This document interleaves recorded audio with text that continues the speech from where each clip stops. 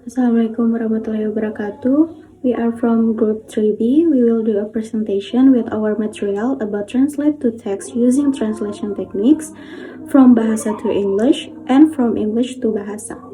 Before we start, I will introduce myself. My name is Ayu Febi Purwanti and my number ID is A12123-158. So we will start about our presentation. The first material will be held by my friend. Hi everyone, my name is Jane Silsilia Dai with ID number A121220193. In this video, I will explain one of implementing the technique in translation is about literal translation. But before that, I'm going to read out the first text that we're going to identify based on the techniques and that are in the text from Indonesian to English. Di era digital ini, perkembangan teknologi semakin pesat. Internet telah menjadi kebutuhan utama bagi banyak orang. Tidak hanya untuk bekerja, tetapi juga untuk hiburan dan komunikasi. Dampak dari perkembangan ini terasa di berbagai sektor, termasuk pendidikan, bisnis, dan pemerintahan. In English, in this digital era, technological development is growing rapidly. The internet has become a primary necessity for many people, not only for work, but also for entertainment and communication. The impact of this development is felt in various sectors, including education, business, and government. So, what is literal translation technique? Literal translation technique is applied to sentences whose structure and meaning can be translated directly without significantly altering word order or meaning. For example, from sentences Bahasa Indonesia becomes English.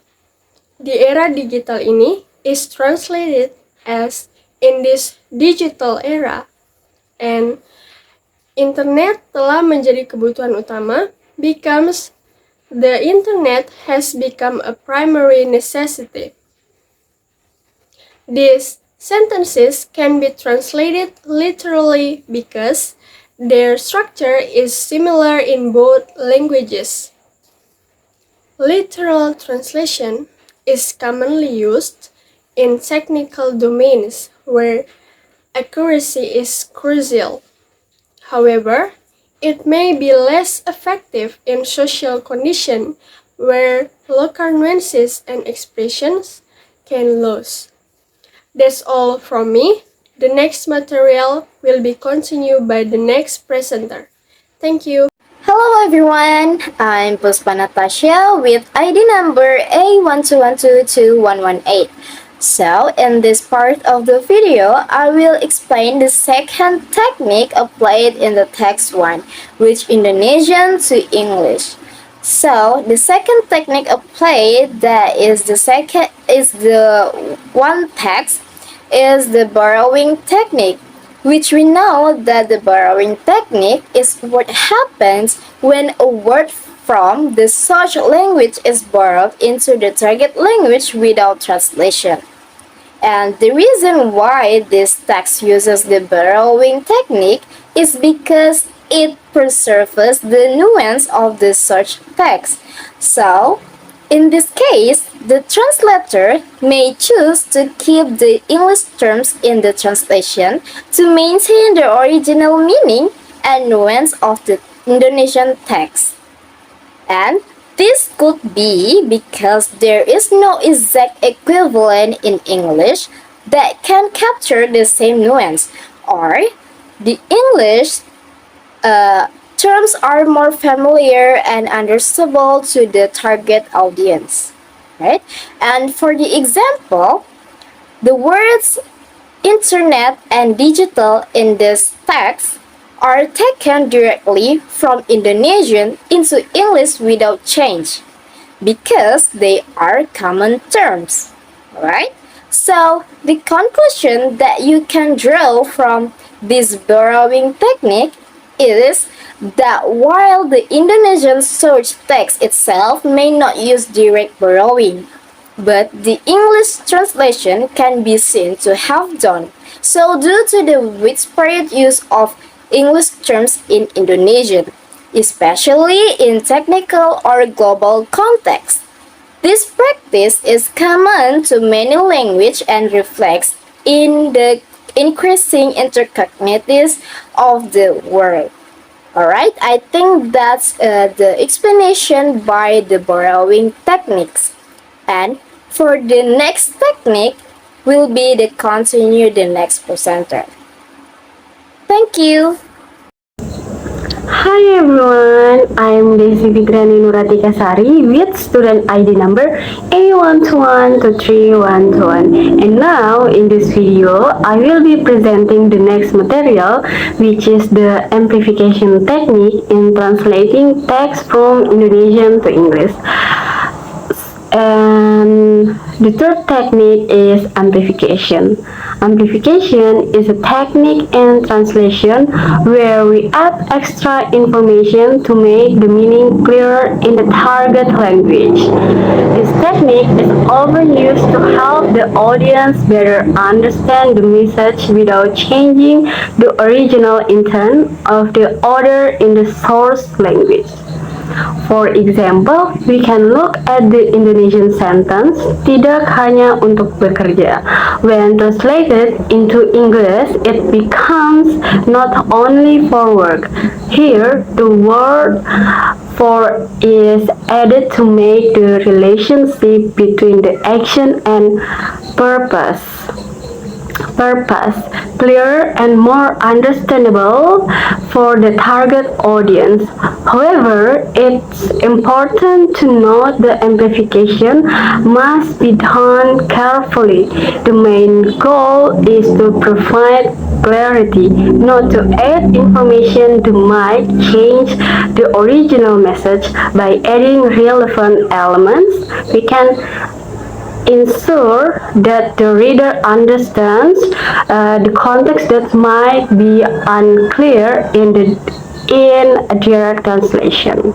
So that was a brief overview of the amplification technique in translation, and I think that's all from me. Thank you for following along with this material. For the next topic, I will hand it over the next presenter, and thank you. Assalamualaikum warahmatullahi wabarakatuh. Hi everyone, my name is Vinasa Fitri with student ID number A121231157. In this video, I will explain the implementation of modulation technique in translating text from English to Indonesia. Climate change is one of the greatest challenges facing humanity today. It affects not only the environment, but also the global economy, human health, and social stability. Immediate and collective actions is required to mitigate its impacts and secure a sustainable future for generations to come. In bahasa, perubahan iklim adalah salah satu tantangan terbesar yang dihadapi umat manusia saat ini. Hal ini tidak hanya memengaruhi lingkungan, tetapi juga ekonomi global, kesehatan manusia, dan stabilitas sosial. Tindakan segera dan kolektif diperlukan untuk mengurangi dampaknya dan menjamin masa depan yang berkelanjutan bagi generasi mendatang. Using the modulation technique in the text. The modulation technique is used when the translation requires a change in perspective or the way a message is conveyed without altering the original meaning. For example, climate change is one of the greatest challenges. It's translated as perubahan iklim adalah salah satu tantangan terbesar. And the shift from facing humanity to dihadapi umat manusia.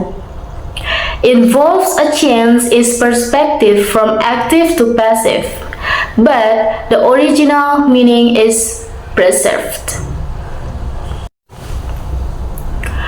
The modulation technique changes the point of view or way on conveying a message without altering its meaning. For the sentence, climate change is one of the greatest challenges facing humanity today. The literal translation would be perubahan iklim adalah salah satu tantangan terbesar yang dihadapi umat manusia saat ini. However, this translation may feel stiff. With modulation, we can change it to perubahan iklim merupakan tantangan besar bagi manusia saat ini. This translation is more natural and concise while preserving the original meaning. Okay, the next technique will be explained by my friend. 2. Adaptation. The adaptation technique is employed when a term or phrase needs adjustment in the target language due to different cultural context or understanding. For instance, first, secure a sustainable future is translated as menjamin masa depan yang berkelanjutan. The second is the phrase secure is adapted to menjamin because in Indonesian, menjamin is more natural and appropriate to convey long-term protection for the future. Hello everyone, I'm Nikade Siska with ID number A121222090. Okay, so I will explain the third technique from the text to English to Indonesian English. The technique is the transpositions technique or sentence transposition. It's a translation method used when dealing with the structural differences between language. This is particularly common when translating between language with the different grammatical structure, such as English and Indonesian. For example, English switching humanity is verb phrase, and Indonesian dihadapi umat manusia passive construction. In English, watching is the present participle used as part of the verb phrase. If the direct translation to Indonesian would sound unnatural inside, it's transformed into a passive construction to Indonesian. Why is necessary? Because Indonesian often prefers passive constructions, where English might use active ones, especially in formal or written text. And the sentence transpositions involves changing the material category or the structure of a phrase or sentence when translating from one language to another while maintaining the original meaning. And the main goal is to create natural sounding translation that address to the target language, the grammar and style conversion. And this technique is crucial for translators to produce texts that not only convey that correct meaning but also sound natural language. Okay, I think that's all for me. Thank you. So that's all about our presentation. Thank for you guys' attention. Wabillahi taufiq wal hidayah. Wassalamualaikum warahmatullahi wabarakatuh and have a nice day.